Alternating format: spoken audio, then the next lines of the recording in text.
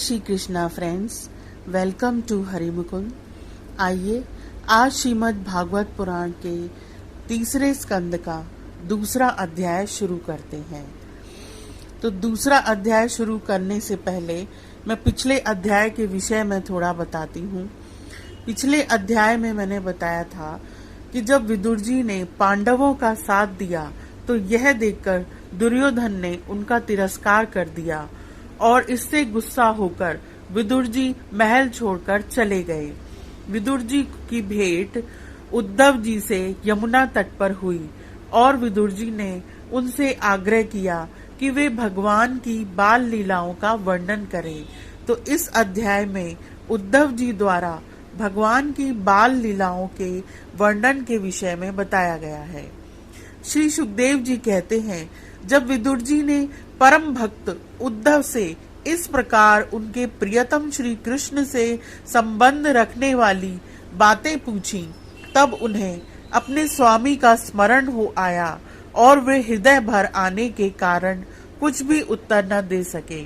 जब ये 5 वर्ष के थे तब बालकों की तरह खेल में ही श्री कृष्ण की मूर्ति बनाकर उसकी सेवा पूजा में ऐसे तन्मय हो जाते थे कि कलेवे के लिए माता के बुलाने पर भी उसे छोड़कर नहीं जाना चाहते थे। अब तो दीर्घ काल से उन्हीं की सेवा में रहते रहते ये बूढ़े हो चले थे।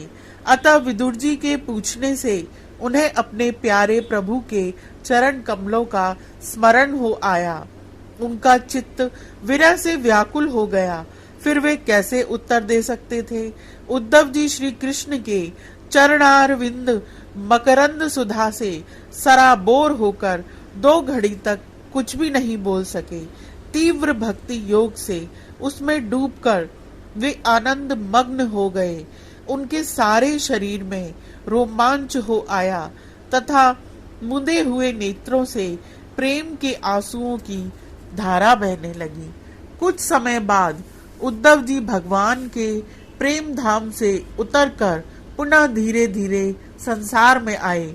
तब अपने नेत्रों को पोंछकर भगवत लीलाओं का स्मरण हो आने से विस्मित हो विदुर जी से इस प्रकार कहने लगे, विदुर जी, श्री कृष्ण रूप सूर्य के छिप जाने से हमारे घरों को काल रूप अजगर ने खा डाला है।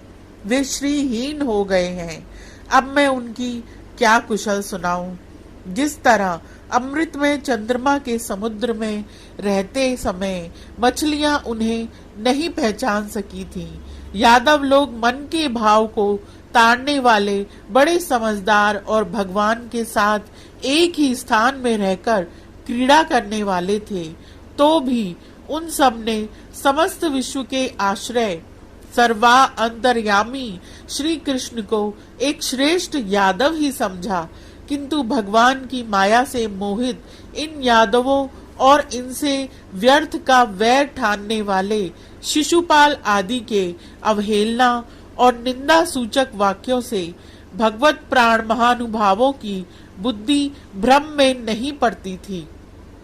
जिन्होंने कभी तप नहीं किया उन लोगों को भी इतने दिनों तक दर्शन देकर अब उनकी दर्शन लालसा को तृप्त किए बिना ही वे भगवान श्री कृष्ण अपने त्रिभुवन मोहन श्री विग्रह को छिपाकर अंतर ध्यान हो गए हैं और इस प्रकार उन्होंने मानो उनके नेत्रों को ही छीन लिया है।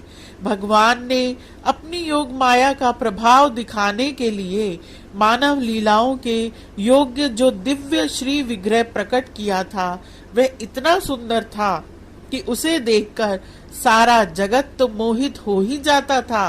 वे स्वयं भी विस्मित हो जाते थे। सौभाग्य और सुंदरता की पराकाष्ठा थी उस रूप में।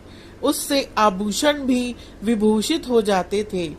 धर्मयाज युधिष्ठिर के राजसूय यज्ञ में जब भगवान के उस नयन अभिराम रूप पर लोगों की दृष्टि पड़ी थी, तब त्रिलोकी ने यही माना था कि मानव सृष्टि की रचना में विधाता की जितनी चतुराई है सब इसी रूप में पूरी हो गई है। उनके प्रेम पूर्ण हास्य विनोद और लीला में चितवन से सम्मानित होने पर वृज बालाओं की आंखें उन्हीं की ओर लग जाती थीं और उनका चित्त भी ऐसा तल्लीन हो जाता था कि वे घर के काम धंधों को अधूरा ही छोड़कर जड़ पुतलियों की तरह खड़ी रह जाती थीं। चराचर जगत और प्रकृति के स्वामी भगवान ने जब अपने शांत रूप महात्माओं को अपने ही घोर रूप असुरों से सताए जाते देखा, तब वे करुणा भाव से द्रवित हो गए और अजन्मा होने पर भी अपने अंश बलराम जी के साथ काष्ठ में अग्नि के समान प्रकट हुए। अजन्मा होकर भी वासुदेव जी के यहाँ जन्म लेने की लीला करना, सबको अभय देने वाले होने पर भी मानो कंस के भय से व्रज में जाकर छिपे रहना और अनंत पराक्रमी होने पर भी काले वन के सामने मथुरापुरी को छोड़कर भाग जाना, भगवान की ये लीलाएं याद आकर मुझे बेचैन कर डालती हैं। उन्होंने जो देवकी वसुदेव के चरण वंदना करके कहा था, पिताजी माताजी, कंस का बड़ा भय रहने के कारण मुझसे आपकी कोई सेवा न बन सकी, आप मेरे इस अपराध पर ध्यान न देकर मुझ पर प्रसन्न हो। श्री कृष्ण की ये बातें जब याद आती हैं, तब आज भी मेरा चित्त अत्यंत व्यथित हो जाता है।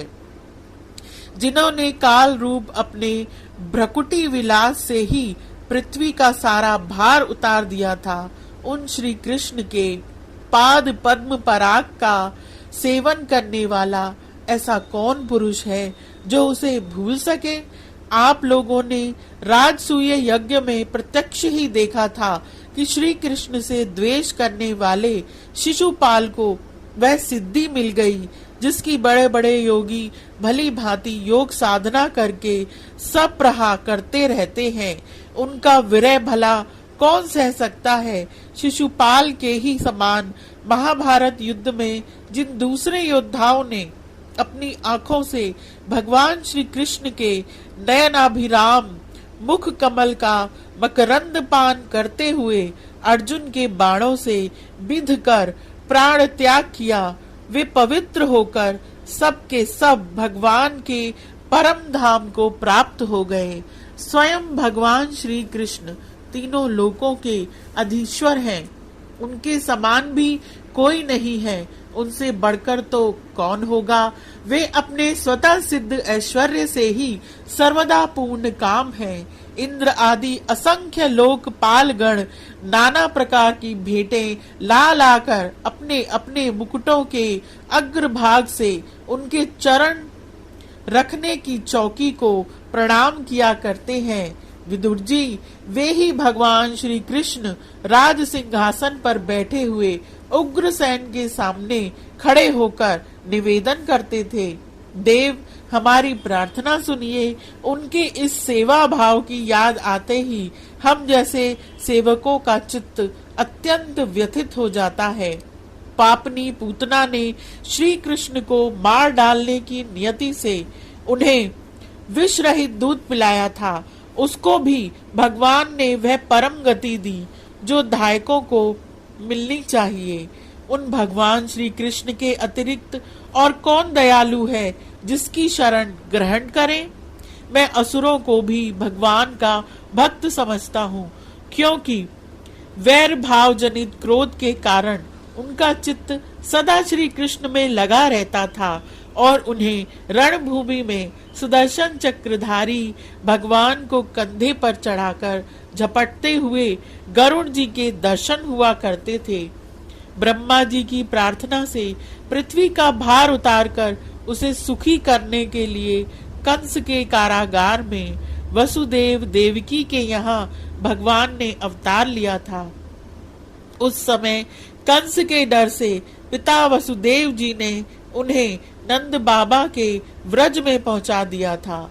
वहां वे बलराम जी के साथ 11 वर्ष तक इस प्रकार छिपकर रहे कि उनका प्रभाव व्रज के बाहर किसी पर प्रकट नहीं हुआ।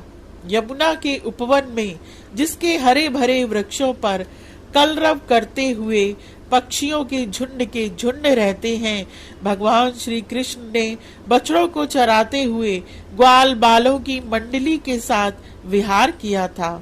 वे व्रजवासियों की दृष्टि आकृष्ट करने के लिए अनेकों बाल लीला उन्हें दिखाते थे। कभी रोने से लगते, कभी हंसते और कभी सिंह शावक के समान मुग्ध दृष्टि से देखते।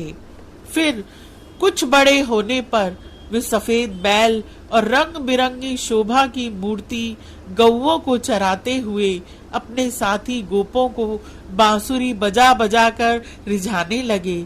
इसी समय जब कंस ने उन्हें मारने के लिए बहुत से मायावी और मनमाना रूप धारण करने वाले राक्षस भेजे, तब उनको खेल ही खेल में भगवान ने मार डाला, जैसे बालक खिलौनों को तोड़ फोड़ डालता है। कालिया नाग का दमन करके विष मिला हुआ जल पीने से मरे हुए ग्वाल बालों और गौओं को जीवित कर उन्हें कालिया दह का निर्दोष जल पीने की सुविधा कर दी। भगवान श्री कृष्ण ने बढ़े हुए धन का सदव्यय कराने की इच्छा से श्रेष्ठ ब्राह्मणों के द्वारा नंद बाबा से गोवर्धन पूजा रूप गो यज्ञ करवाया। इससे अपना मान भंग होने के कारण जब इंद्र ने क्रोधित होकर व्रज का विनाश करने के लिए मूसलाधार जल बरसाना आरंभ किया, तब भगवान ने करुणावश खेल ही खेल में छत्ते के समान गोवर्धन पर्वत को उठा लिया और अत्यंत घबराए हुए व्रजवासियों की तथा उनके पशुओं की रक्षा करी।